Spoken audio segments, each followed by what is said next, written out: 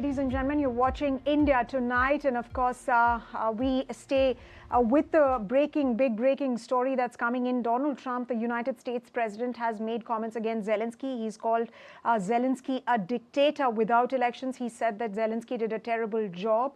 Those are some of the comments that have been made by Donald Trump. In fact, he's tweeted on Truth Social, that's his social platform. He's also said that we are successfully negotiating an end to war with Russia. To make sense of all of these developments that are coming in and what to make of the comments of Donald Trump, we're now joined by Ajay Dua, former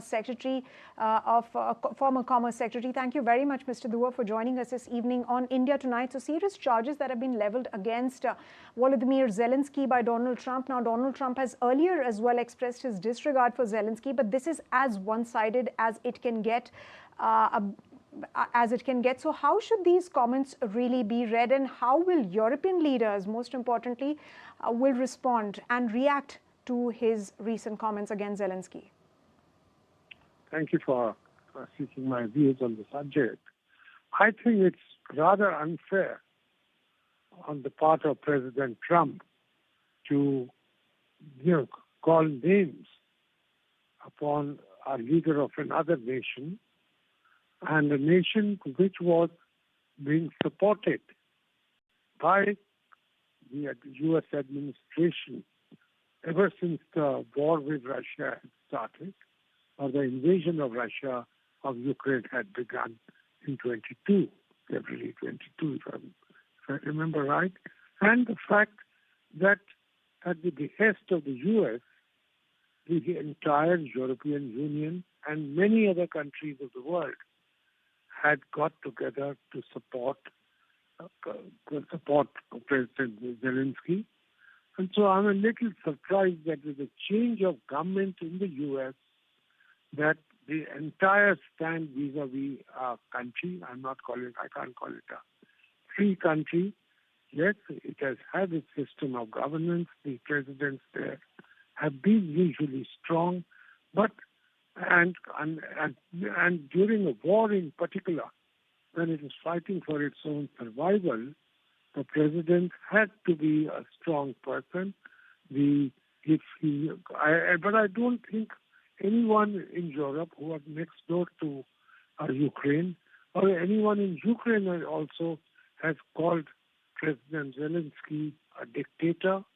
The question of holding elections during a war is also, I think, not called for, because usually to call elections, you normally do it during a peacetime.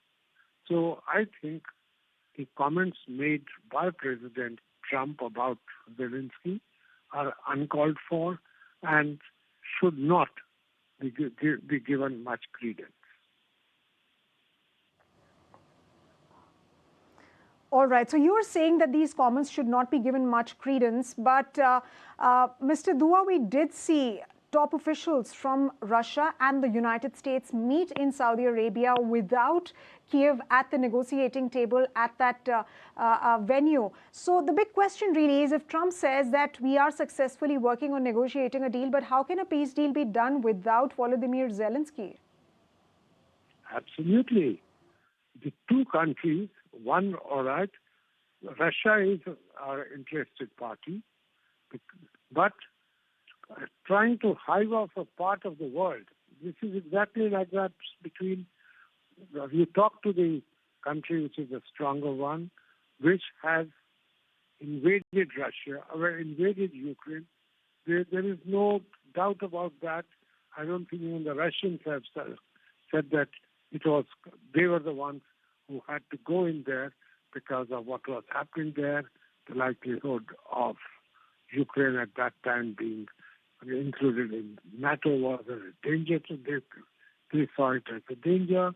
They had already taken away a part of Ukraine, the Crimean portion. So I think to that extent, negotiating on behalf of Ukraine hasn't authorized that in any way, neither the President of the United States or, for that matter, anyone else. Russia is an interested party, but this will be, I would call it, a unilateral division of a global country, which the President Trump is. I think this is what he meant when he has warned Zelensky to act quickly, or else he'll have no country left. I don't think that's very fair, or at all fair, upon Ukraine and the rest of Europe, for who is ruling Ukraine is an important aspect. They are neighbors for Ukraine is a neighbor for them. Right. So, Mr. Dua, when Trump says that Zelensky will not have a country left, what is he alluding to exactly, and what's Trump's plan to end the war?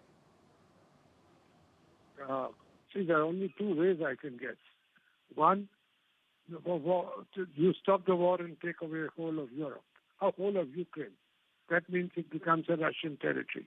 If President Trump is saying that you have no country left, or is he alluding to what the solution which he's finding for the Middle East, for Gaza, saying that the war should stop, or that the peace should return to that area, but the 2 million people who live in Gaza, they should be asked to vacate, and the United States will move in there to undertake land development or developmental activities, including building up another French Riviera there.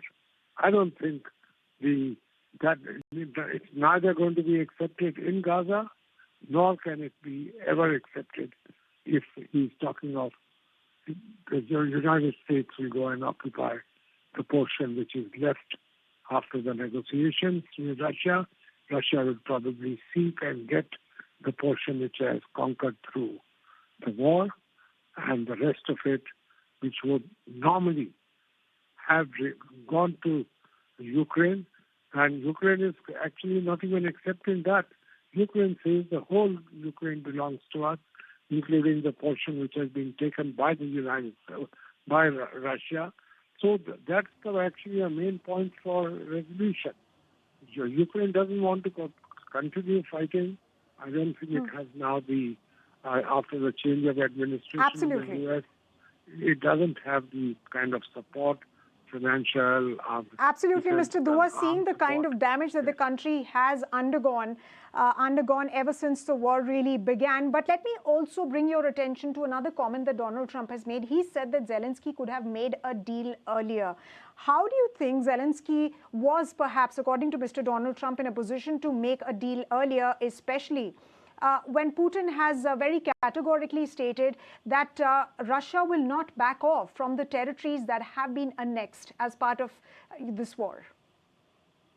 Exactly the point, I think, at which the war has continued for the last few months.